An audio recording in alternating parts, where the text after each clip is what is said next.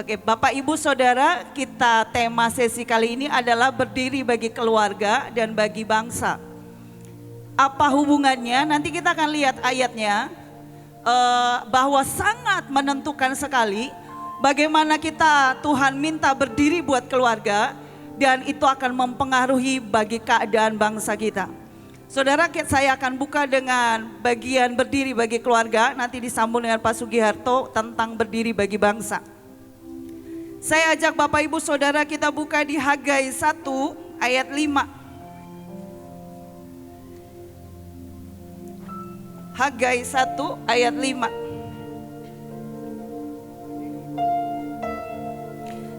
Ayat 5 sampai 11. Coba perhatikan setiap ayat dengan baik. Nanti kita akan belajar sama-sama. Oleh sebab itu, beginilah firman Tuhan semesta alam. Saudara, ini ada sebuah keadaan di mana dia sedang ingin berkata bahwa akulah Allah atas semesta alam. Jadi bukan inilah firman Tuhan, tapi Tuhan menyatakan dirinya, aku Allah atas semesta alam. Artinya dia mau berkata bahwa segala sesuatu di semesta alam Tuhan yang berkuasa. Dan hari itu Allah semesta alam itu berfirman seperti ini. Perhatikanlah keadaanmu. Ini kata kalimat peringatan. Ya. Ayat 6 berkata, kamu menabur banyak tetapi membawa pulang sedikit, hasil sedikit. Kamu makan tetapi tidak sampai kenyang. Kamu minum tetapi tidak sampai puas. Kamu berpakaian tetapi badanmu tidak sampai panas. Dan orang yang bekerja untuk upah, ia bekerja untuk upah yang ditaruh dalam pundi-pundi yang berlobang. Ayat 7 berkata, perhatikan ini kalimat pengulangan. Beginilah firman Tuhan semesta alam. Perhatikanlah keadaanmu. Diulang lagi. Ya, ayat 8 berkata, jadi naiklah ke gunung, bawalah kayu dan bangunlah rumah itu. Maka aku akan berkenan kepadanya dan aku akan menyatakan kemuliaanku di situ, firman Tuhan. Kamu mengharapkan banyak tetapi hasilnya sedikit. Perhatikan, ini keadaan lagi yang Tuhan sedang katakan tentang kita. Tetapi hasilnya sedikit, dan ketika kamu membawanya ke rumah, aku menghembuskannya. Oleh karena apa? Demikianlah firman Tuhan semesta alam. Oleh karena rumahku yang tetap menjadi reruntuhan, sedang kamu masing-masing sibuk dengan urusan rumahnya sendiri. Itulah sebabnya langit menahan embunnya dan bumi menahan hasilnya. Stop dulu sampai di situ. Saudara, ada sebuah kenyataan yang kita sebut sebagai realita yang salah. Ya, saudara bayangkan kita menabur banyak tapi hasilnya sedikit. Loh, bukankah firman berkata kalau kita menabur kita akan menuai? Kenapa masih sedikit? Ada sesuatu yang salah yang terjadi dalam hidup kita dan rumah tangga kita. Dan ini yang Tuhan ingin kita belajar sama-sama siang ini. Kita makan tapi tidak kenyang, minum tapi tidak puas, memakai baju tapi badan tidak hangat, bekerja dengan upah tapi ditaruh dalam pundi berlubang. Bisa nabung enggak kalau kayak gitu kira-kira? Enggak bisa. Tidak akan terkumpul apa-apa. Misalnya begini, saudara kerja keras tapi tiba-tiba saudara nabung dapat 10 juta misalnya. Tiba-tiba ada yang kecelakaan dan biayanya 11 juta. Itu namanya pundi berlobang. Saudara bekerja susah payah, bisa nabung 5 juta, tiba-tiba saudara ketemu seseorang, saudara pengen tambah tabungannya, tapi tiba-tiba orang ini menipu saudara dan saudara kehilangan uang 6 juta. Itu pundi berlobang. Dan kenapa itu terjadi dalam hidup kita? Saudara, ada sebuah keadaan yang Alkitab berkata, ada sebuah realita benar. Menabur engkau menuai.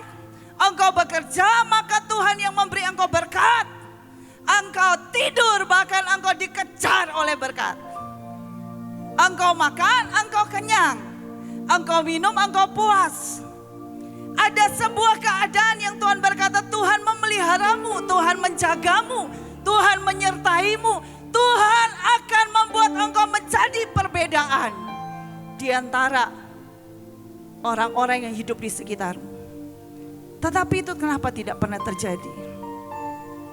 Saudara, kita lihat peringatan yang Tuhan mau beri, Tuhan yang beri kepada kita di Hagai 1 ayat 5. Saudara, Tuhan berkata, oleh sebab itu beginilah firman Tuhan semesta alam, perhatikanlah keadaanmu.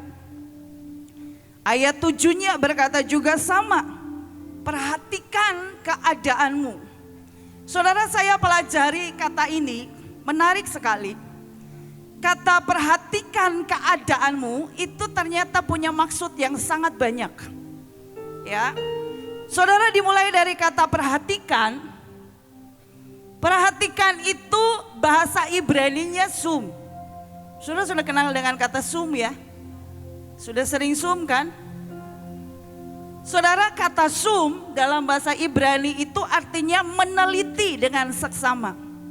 Saudara, kalau misalnya foto ada orang kecil-kecil banyak, saudara pengen cari wajah saudara, maka saudara akan zoom, memperbesar, betul? Saudara akan meneliti satu demi satu sampai saudara ketemu wajah saudara. Saudara akan teliti dengan benar apakah wajah saudara lagi senyum, lagi cemberut, lagi melek, lagi merem, lagi lihat kiri, lihat kanan, atau matanya lagi kena cahaya sampai ada putih sampai matanya aneh. Ya, biasa yang suka perhatikan foto seperti itu. Saudara, kata zoom itu artinya meneliti dengan seksama. Kemudian arti kata kedua, setelah dia meneliti dengan seksama, kita akan melakukan yang namanya menandai. Oh, saya di sini. Itu kegiatan yang terjadi dalam zoom.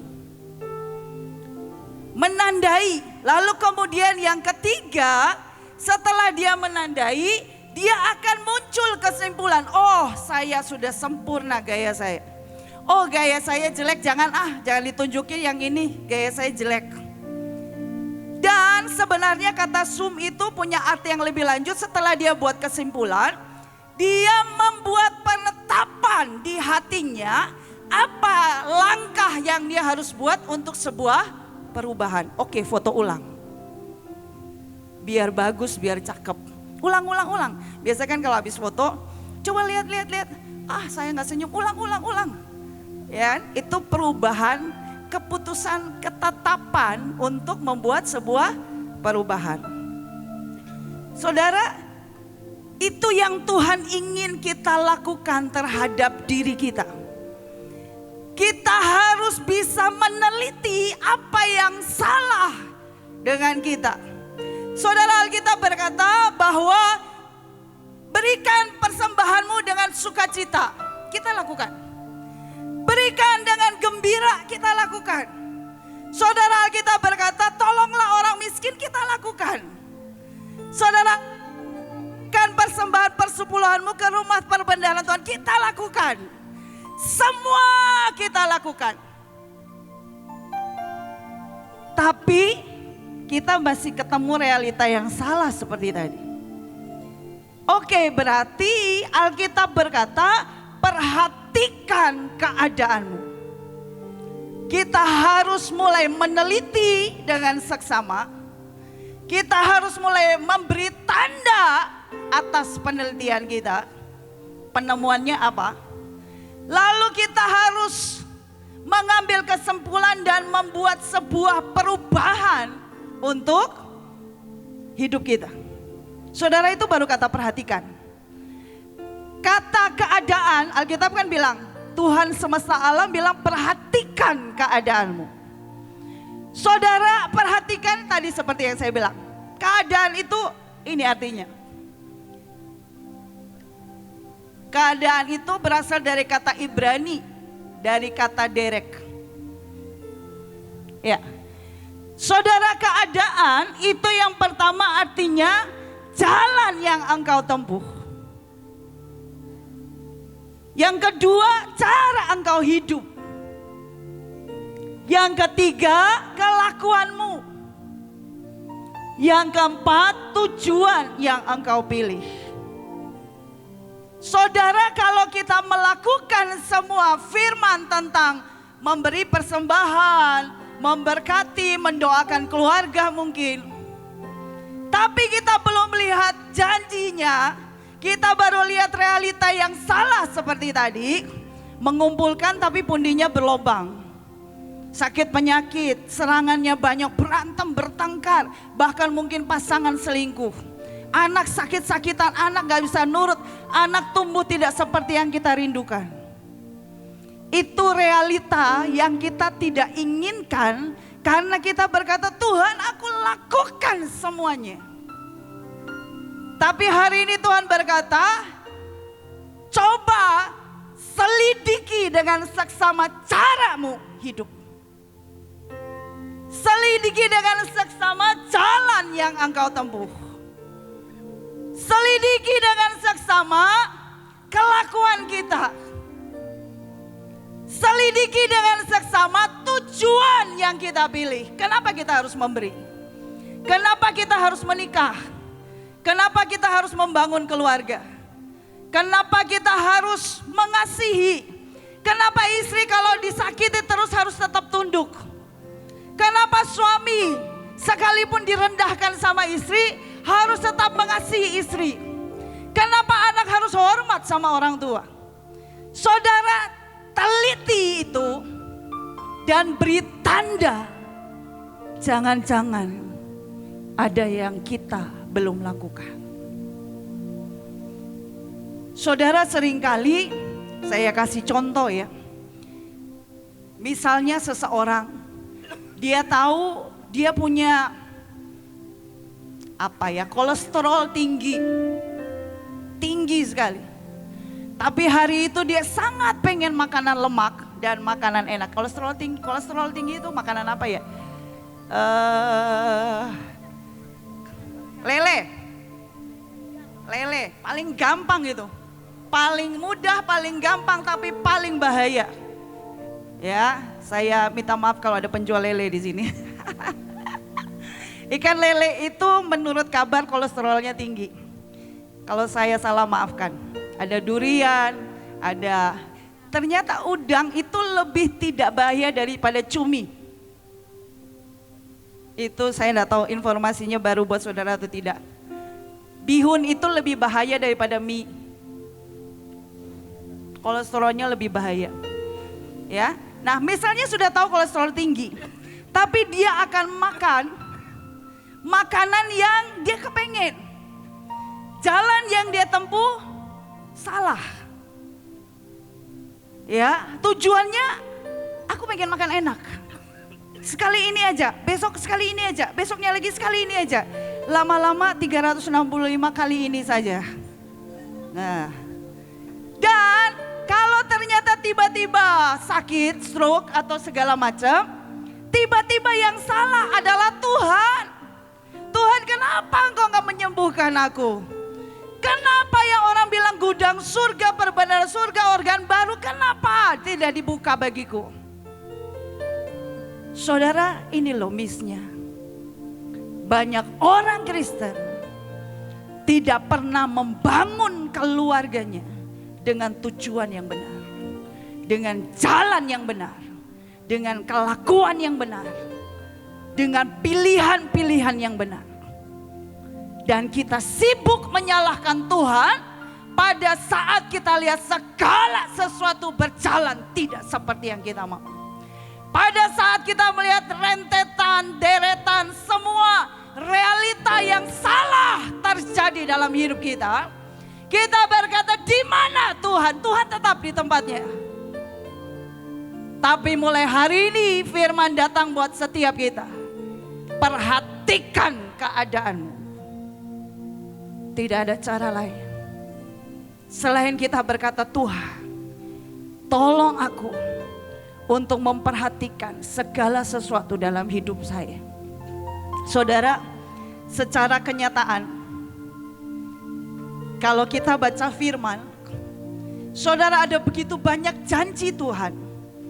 Tuhan berkata, berkat itu akan memburu kita.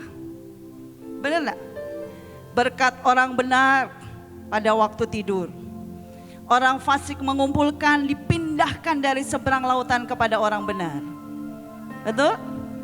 Saudara sudah mengalami? Kayaknya kok jauh dari kenyataan. Saudara, saya mau berkata, tanpa kita sadar, kita bekerja, kita memilih jalan dan tujuan, berburu berkat. Kita tidak pernah minta Tuhan beresin hati kita sehingga berkat berburu kepada kita. Tanpa kita sadar, kita kerja susah payah, banting tulang, kerja keras, habiskan bahkan waktu dengan keluarga. Hubungan dengan keluarga tidak ada. Kering. Kenapa? Kita berkata kita sibuk cari nafkah. Kita sibuk cari uang. Padahal kalau kita hidup dalam firman, dengan jalan Tuhan, dengan cara Tuhan, berkat akan memburu kita. Saudara mau tahu rasanya berkat memburu, saudara? Belajar teliti ini. Cara kita bersyukur, cara kita percaya, cara kita bekerja, cara kita meletakkan hidup bagi Tuhan, cara kita memberikan persembahan. Apakah habis memberi persembahan saudara senyum, 5 menit kemudian saudara keluar, saudara bertengkar dengan suami, istri dan anak, atau keluargamu, atau saudaramu. Dan itulah pundi berlobang dalam hidup kita.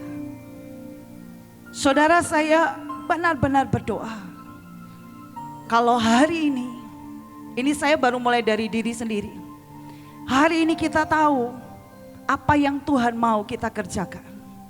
Kita akan mulai benahi, bukan dari suami saya sih, istri saya sih. Nah, mulai dari saya. Mulai dari saya. Apa yang saya bisa lakukan? Saudara, kita lanjut.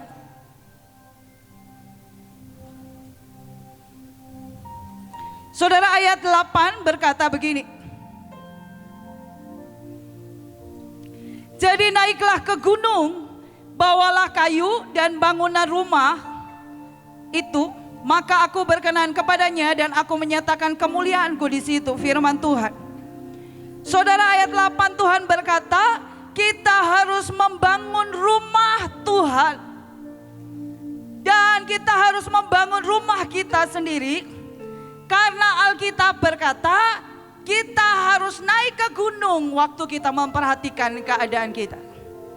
Kita harus bertemu dengan Allah semesta alam itu. Sehingga dia akan menceritakan jalan hidup seperti apa yang kita harus tempuh. Bagaimana kita berlaku. Bagaimana tujuan hidup kita harus dibenahi dan seterusnya. Saudara, saya ajak kita buka di Kisah Rasul 16. Hari ini kita akan buka beberapa ayat. Ayat 29 sampai 31. Saudara, ini kejadian Paulus dan Silas dalam penjara. Penjara gemetar hari itu, mereka muji menyembah Tuhan dan kepala penjaranya gemetar melihat kuasa Tuhan. Penjara terbuka dan dia bertanya seperti ini. Kepala penjara itu menyuruh membawa suluh, lalu berlari masuk dan dengan gemetar tersungkurlah ia di depan Paulus dan Silas. Ia mengantar mereka keluar sambil berkata, Tuan, Tuan, apakah yang harus aku perbuat supaya aku selamat?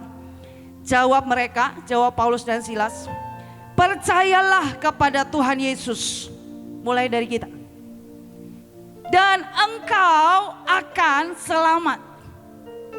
Tapi ini yang ajaibnya, firman-Nya berkata, engkau dan seisi rumahmu.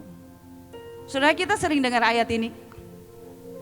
Tapi mulai dari kita, waktu kita pilih jalan hidup yang Tuhan mau, waktu kita pilih kelakuan yang Tuhan mau, waktu kita pilih cara hidup yang Tuhan mau. Waktu kita pilih tujuan Tuhan, maka saya percaya seisi rumahmu akan melihat pembedaan dalam dirimu. Dan itulah yang menyelamatkan mereka. Bukan nasihat kita yang panjang lebar, bukan khotbah kita yang panjang lebar, tapi firman di Efesus berkata kelakuanmu akan menyucikan mereka, karena firman itu akan memandikan dan menyucikan mereka. Saudara, hari ini seberapapun puluhan tahun mungkin kau berdoa buat keluargamu. Hari ini saya berdoa saudara menemukan kuncinya. Mulai dengan dirimu. Mulai dengan caramu bermimpi, caramu percaya, caramu hidup, caramu berdoa, cara kelakuanmu, perkataanmu, apapun caramu rendah hati, caramu melayani. Itu akan membuat engkau selamat dan seisi keluargamu selamat. Amin. Saudara mau? Saudara masih lemes? Mau enggak? Saudara mau keluargamu diubahkan Tuhan? Selamat oleh Tuhan? Mulai dari dirimu. Saudara, hari ini saya mau ajari kita tentang sebuah hukum dan ketetapan. Saudara, di Alkitab itu, ini contoh sederhana yang kita sering dengar, tapi ini harus mulai dari kita. Saudara, hukum. Saudara, ada hukum sikap suami terhadap istri. Kita baca sama-sama ya. 1, 2, 3. Demikian juga kamu, hai suami-suami, hiduplah bijaksana dengan istrimu sebagai kaum yang lebih lemah. Hormatilah mereka sebagai teman pewaris dari kasih karunia, yaitu kehidupan. Supaya doamu jangan terhalang. Saudara, ini firman Tuhan, bukan firman saya. Saudara, kalau bapak-bapak, ini saya kebetulan ambil, nggak ada ayat tentang istri nanti, tapi tentang istri saya ngomong. Karena tadi waktunya nggak muat, saya ngurusin yang lain. Saudara, bapak-bapak, saya minta maaf dengan hormat. Ini firman Tuhan. Kalau saudara inginkan sebuah kehidupan, kasihi istrimu sebagai teman pewaris kasih karunia. Kalau saudara hari ini bosan, hari ini mungkin gak ada rasa, bahkan hari ini mungkin sudah tidak ada cinta dan menganggap istrimu tidak lagi menarik, maka saudara, lawannya kehidupan apa? Kematian. Saya masih hidup, saya masih napas. Mati semangatmu, cita-citamu, tujuan hidupmu, bisnismu, berkatmu, kesempatan demi kesempatan, kehormatan, dikenal di pintu gerbang, dihormati banyak orang, diakui bahwa engkau pria hebat. Apapun itu yang Tuhan janji. Saudara, cuman ini kuncinya. Susah tapi gampang, gampang tapi susah. Saudara, mulai dari kita meneliti cara kita hidup. Saya percaya kehidupan itu adalah bagian dari kehidupan itu adalah ketika saudara makan, saudara kenyang, puas. Tidak akan kurang, kok lapar terus ya. Kalau sudah lapar perutnya udah sampai sakit, hatinya rasa kosong. Padahal Alkitab berkata, aku Tuhan memberikan engkau kepenuhan dalam segala hal. Kenapa kosong dan kesepian? Ada realita yang salah terjadi di hidup kita. Ada kematian bukan kehidupan. Kalau saudara hari ini mendapat kehidupan, saudara akan menabur banyak, hasil melimpah. Itu firman. Saudara akan menuai 20 kali, 40 kali, 100 kali lipat. Itu kehidupan. Saudara tidak akan bekerja untuk upah yang ditaruh di dalam pundi berlobang. Teliti bagaimana kita hidup. Teliti bagaimana kelakuan kita. Saudara, ada yang lebih parah lagi, doamu, jangan terhalang. Bapak-bapak ada yang doanya terhalang sampai hari ini? Ya iya terhalang doanya Tuhan minta istri 3. Terhalang itu pasti. Itu sudah pasti terhalang. Pertama dihalangi oleh istri, kedua dihalangi oleh anak, ketiga dihalangi oleh mertua. Ya, saudara, ada berapa banyak doa kita sepertinya terhalang hanya karena kita tidak memperhatikan firman Tuhan yang berkata, kasihi istrimu. Saudara, dalam pernikahan ini berkat yang Tuhan beri. Saudara, sebaliknya, saya tidak taruh di situ tentang istri. Saudara, Alkitab berkata, istri tunduklah kepada suami seperti kepada Tuhan. Ada kan ayatnya? Seperti jemaat kepada Tuhan. Saudara, kalau perhatikan ayatnya, tadi saya tidak sempat tulis, saudara baca aja ayatnya di rumah di Efesus. Saudara, di situ Alkitab berkata, sebab dialah keselamatanmu. Jadi saudara, hari itu Tuhan berkata, suami adalah kepala istri dan Tuhan adalah kepala laki-laki. Jadi berlaku loh, bahkan buat suami dan buat laki-laki. Dan Tuhan berkata, sebab dialah keselamatanmu. Tuhan adalah keselamatan bagi jemaatnya. Laki-laki adalah keselamatan bagi istrinya. Itu firman loh. Dan Alkitab berkata, kalau saudara baca ya, bagus sekali. Saya tuh lagi pelajari dari semalam. Buat saya ini menarik dan banyak sekali, cuma saya belum selesai menggali. Saudara, kalau baca di kitab Rut dan Naomi, saudara,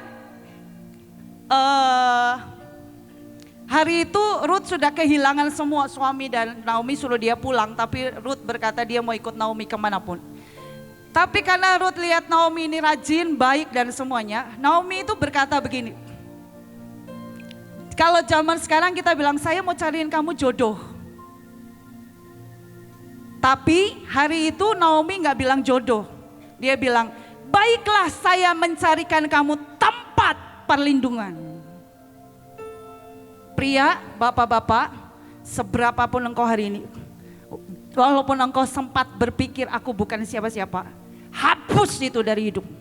Karena Tuhan berkata, engkaulah keselamatan bagi keluargamu. Engkaulah tempat perlindungan bagi keluargamu. Amin. Saya belum dengar amin ya bapak-bapak. Pulang dan berubah caramu berpikir. Keselamatan dan tempat perlindungan Tuhan yang tetapkan.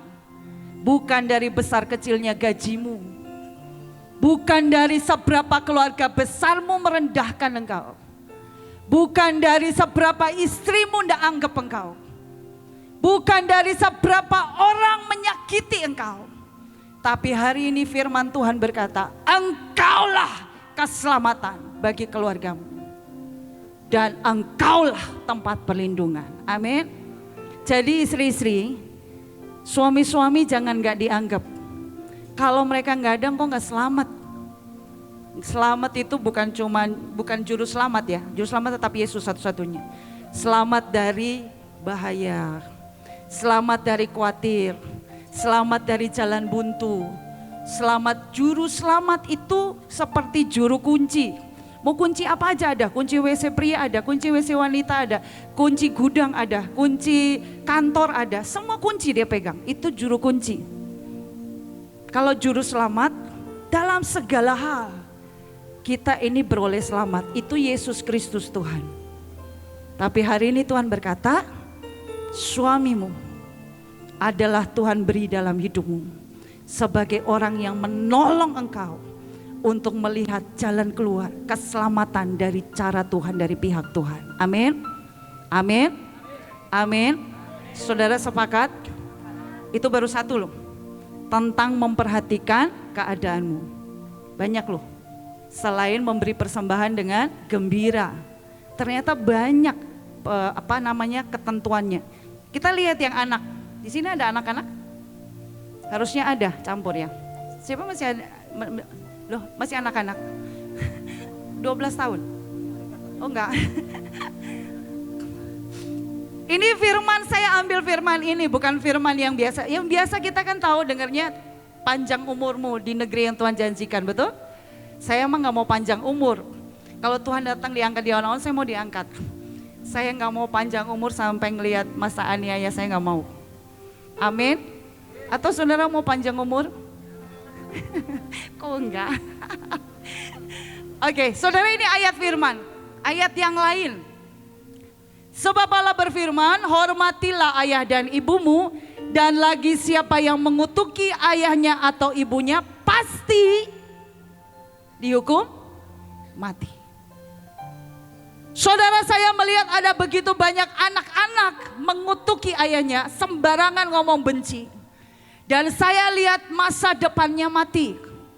Tujuan hidupnya mati, hidupnya kacau, hancur sembarangan. Saudara, karena waktu saya kasih contoh satu. Saya punya murid, kebetulan saya di sekolah. Saya punya murid, hari itu murid SD. Dia rajin sekali sekolah doa.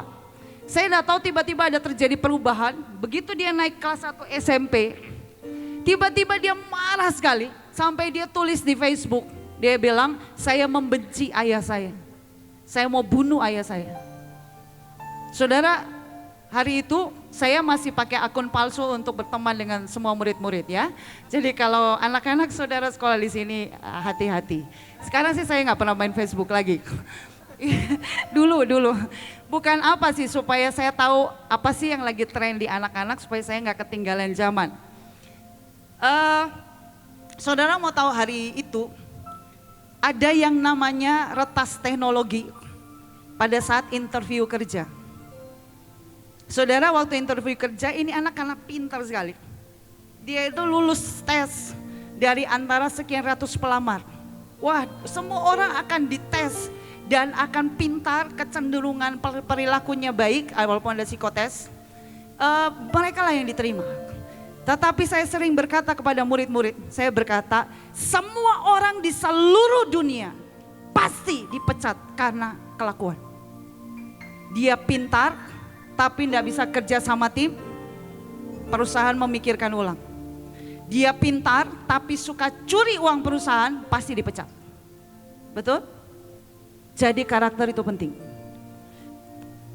Pintar saja tanpa karakter, kita akan menciptakan anak-anak Hitler yang dengan kejam tanpa perasaan membunuh siapapun yang menghalangi langkahnya. Dengan segala cara dia akan lakukan. Saudara, hari itu anak ini lulus. Dan sekian banyak rangkaian tes dia lulus dengan sangat gemilang.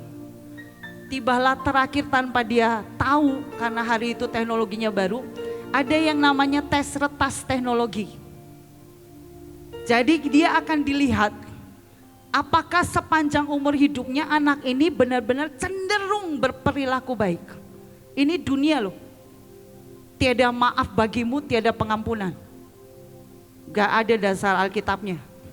Saudara, mereka retas teknologi, dapatlah dia pernah bikin status waktu dia SMP itu, dia hari itu sudah umur 25 tahun loh. 25 tahun dia lakukan itu umur 13 tahun. Dan ketemulah status itu, aku mau bunuh ayahku. Langsung hari itu dia gagal diterima, gak jadi. Saudara, saya mau berkata anak-anak muda di sini, pilih caramu hidup, pilih caramu berkelakuan, pilih tujuanmu hidup. Karena engkau tidak hanya hidup untuk hari ini, engkau hidup untuk sebuah tujuan kekal. Lakukan apa saja hari ini untuk sebuah tujuan kekal. Kalau hari ini engkau tidak ngerti yang orang tuamu maksud dan itu menyakiti engkau, lebih baik engkau berkata, Tuhan, sembuhkan aku, buat aku mengerti, ajari aku. Daripada engkau mengeluarkan kata-kata hanya karena emosi sesaat, dan rupanya itu menggenapi firman ini. Hari itu juga seluruh masa depanmu terbunuh dan mati. Saya ketemu banyak anak yang ditanya mau kuliah atau mau sekolah, nggak tahu. Mau kuliah atau kerja, nggak tahu. Mau kuliah duit dari mana? Nggak tahu. Mau jurusan apa? Nggak tahu. Semua nggak tahu. Terus kamu hidup buat apa? Nggak tahu. Kenapa? Karena mereka biasa hidup hanya untuk emosi sesaat. Saya berdoa saudara, anak-anak yang ada di sini, perhatikan itu. Orang tua yang ada di sini, bagianmu adalah blessing dia. Batalkan semua yang dia katakan yang mungkin kau tidak tahu, kau tidak dengar. Bukan menghakimi dan mengorek sampai dia mengaku. Mungkin dia juga tidak sadar. Bagianmu berdirilah jadi imam. Saudara, waktu ini kenapa saya bilang seperti ini? Saya ingin saudara mengerti, inilah tujuan kenapa kita harus berdiri bagi keluarga. Jangan sampai segala sesuatu tumbuh begitu rupa hanya karena kita tidak memperhatikan setiap hari apa yang harus dibereskan di hadapan Tuhan.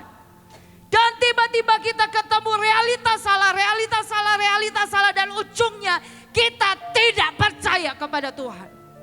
Ujungnya kita akan pergi dari kebaktian, ujungnya kita akan berkata, Tuhan mana janjimu? Kita akan berkata, Tuhan tidak adil, tidak sayang, tidak ada, tidak hadir, tidak hidup. Kenapa? Kita ketemu dengan realita yang salah dan kita sibuk menyalahkan Tuhan. Saudara, sebelum waktu selesai, saya tinggal 15 menit lagi. Saya mau tutup dengan sebuah contoh di Alkitab. Saudara, kita buka di Kejadian 42 ayat 38.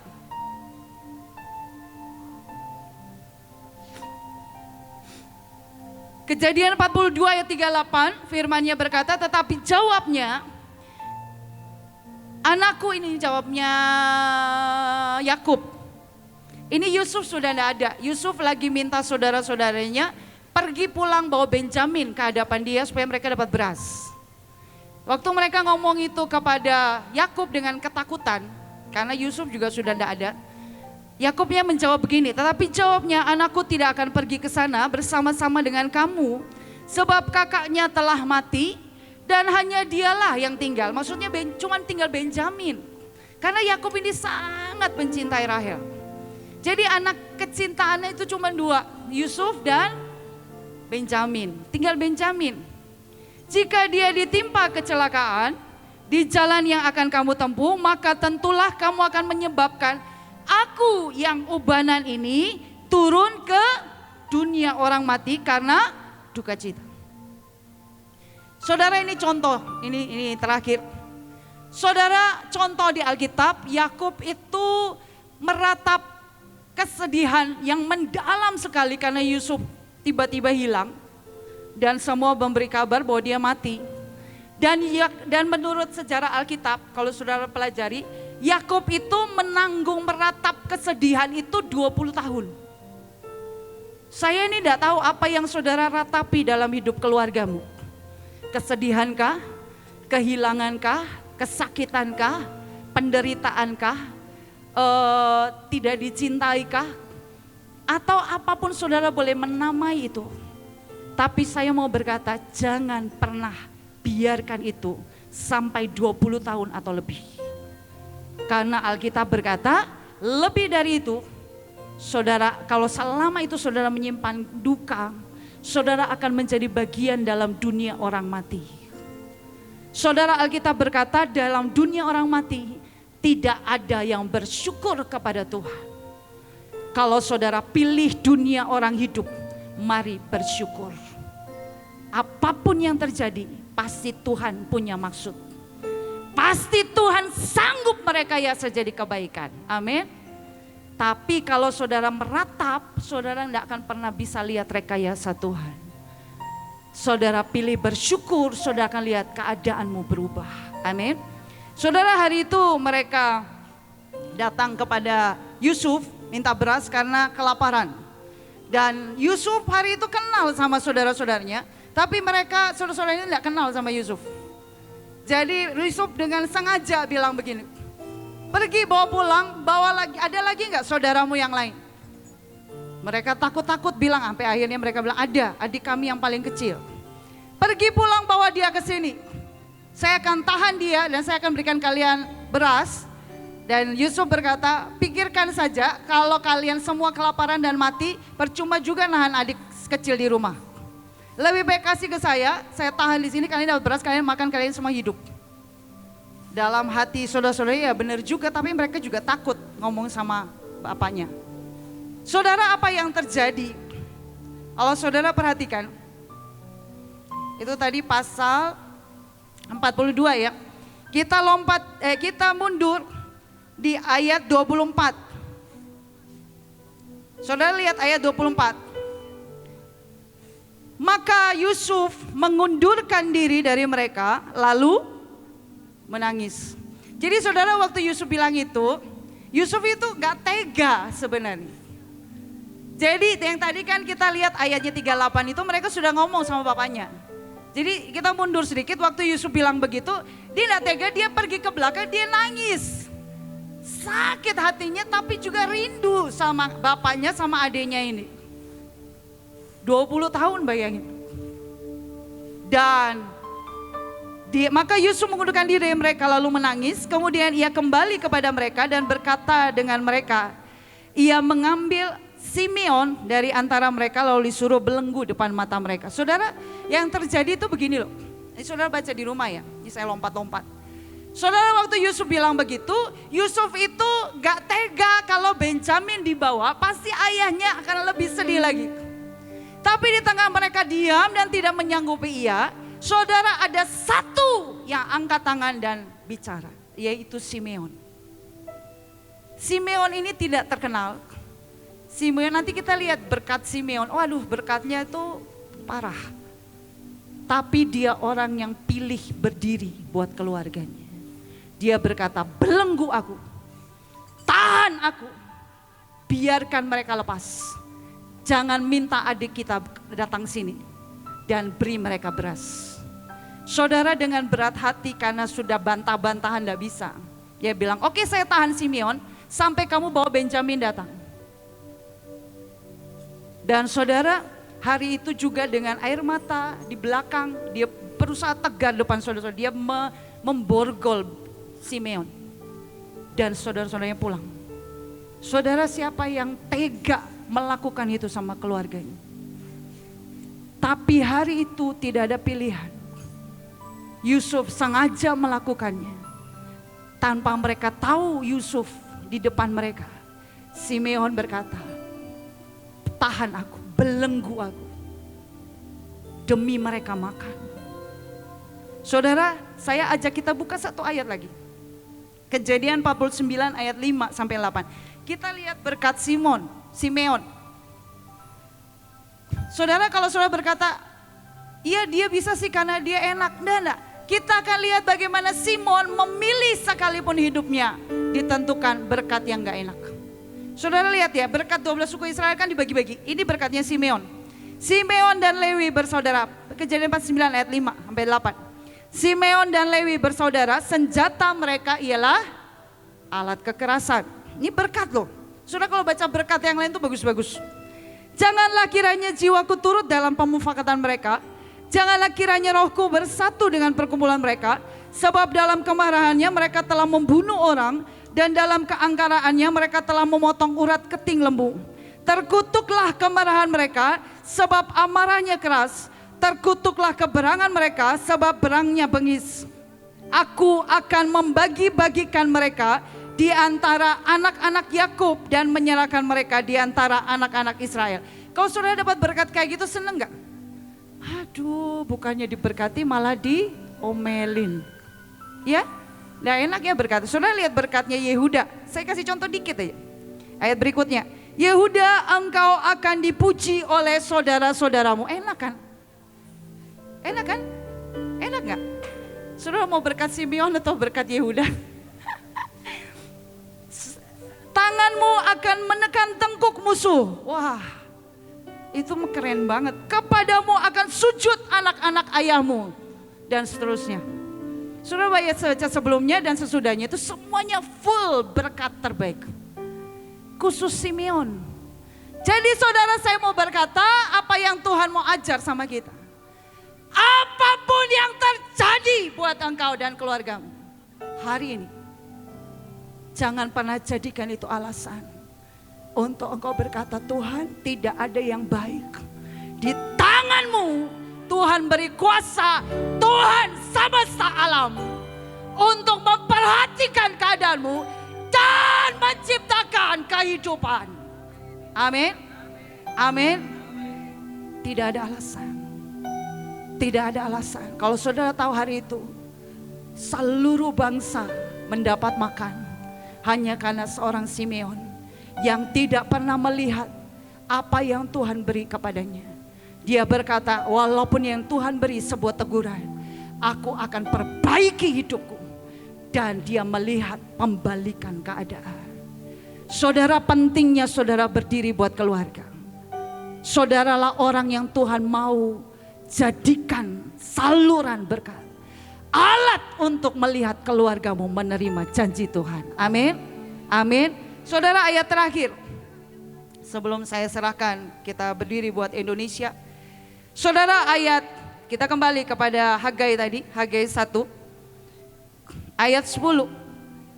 Saudara, kalau keadaan-keadaan yang tadi kita lakukan, kita perhatikan keadaan kita membangun rumah Tuhan, rumah kita berdiri sebagai imam dalam keluarga kita tidak usah tunggu suami kita jadi seperti yang kita mau, istri kita jadi seperti kita mau, anak kita dan sebagainya. Kita hanya berkata, Tuhan, aku percaya dari tanganmu engkau sanggup melakukan segala yang baik. Ayat 10 dan 11 berkata begini, itulah sebabnya langit menahan embun dan bumi menahan hasil. Kalau kita salah, langit menahan embun, bumi menahan hasil. Tapi perhatikan ayat 11. Dan aku memanggil kekeringan datang ke atas negeri. Saudara, semua yang kita lakukan itu efeknya sampai satu negeri. Semua yang Simeon lakukan efeknya sampai satu negeri makan. Semua yang Simeon lakukan efeknya membuat Yakub terbebas dari kedukaannya dan dia bertemu dengan Yusuf yang puluhan tahun saudara doakan hari ini. Saya mau berkata, waktu engkau memutuskan memperhatikan keadaanmu, engkau akan lihat bagaimana Tuhan mulai membuka satu demi satu benang merah, benang kusut dalam hidupmu. Sampai engkau melihat satu demi satu ditata Tuhan seperti yang Tuhan mau. Sampai engkau melihat janji Tuhan sungguh digenapi dalam hidupmu. Amin. Sampai engkau melihat realita yang terjadi dalam hidupmu adalah seluruh kegenapan firman dan bukan realita salah. Amin. Saudara, ayatnya berkata, dan aku memanggil kekeringan datang ke atas negeri, ke atas gunung-gunung, ke atas gandum, ke atas anggur, ke atas minyak, ke atas segala yang dihasilkan tanah, ke atas manusia dan hewan, dan ke atas segala hasil usaha. Dimulai dari kita membangun hidup kita, membangun rumah kita, keluarga kita, membangun rumah Tuhan. Amin. Saudara, di Kejadian Alkitab berkata, pada waktu Tuhan menciptakan laki-laki dan perempuan, Tuhan berkata, beranak cuculah, penuhilah bumi, taklukkan bumi. Itulah ayat ini. Hari ini Tuhan berkata, kalau engkau tidak memperhatikan keadaanmu, engkau tidak membangun rumahmu dengan cara Tuhan, engkau tidak membangun rumah Tuhan di dalam hidupmu dan keluargamu, engkau akan melihat kekeringan atas seluruh negeri, langit, tanah, manusia, hewan, tumbuhan, semuanya kering. Saudara, tahun ini banyak yang bilang tahun resesi. Banyak yang berkata agenda memiskinkan dunia harus segera terjadi. Tapi kita mau berkata hari ini kita akan putuskan memperhatikan keadaan kita. Kita akan putuskan membangun rumah kita. Kita akan putuskan membangun rumah Tuhan di dalam hidup kita dan keluarga kita. Sampai kita lihat negeri ini ditaklukkan bagi Yesus Kristus Tuhan. Dan kita lihat masa kelimpahan, masa penyediaan Tuhan, masa kemuliaan Tuhan terjadi atas Indonesia, atas keluargamu, atas hidupmu secara pribadi. Amin. Saya serahkan ke Cek. Pak Sugi.